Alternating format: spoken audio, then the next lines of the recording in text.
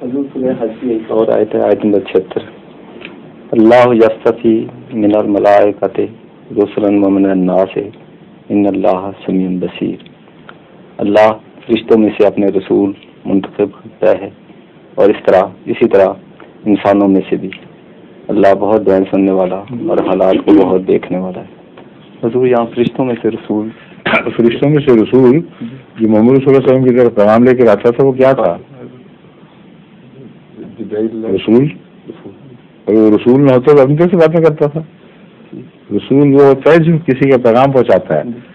تو جب بھی فرشتے انسان پر نازل ہوتے ہیں وہ رسول کے طور پر نازل ہوتے ہیں، ورنہ ان کی کوئی حیثیت نہیں۔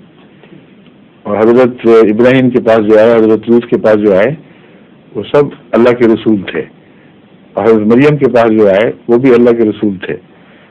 تو فرشتہ جب خدا کا پیغام لے کر آتا ہے تو وہ اللہ کا رسول بن کے آتا ہے، اور اس کے بغیر اس کا آنا بے معنی ہے، اس کی کوئی حیثیت نہیں رہ جاتی۔ ٹھیک ہے۔ ظہور مہدی آخر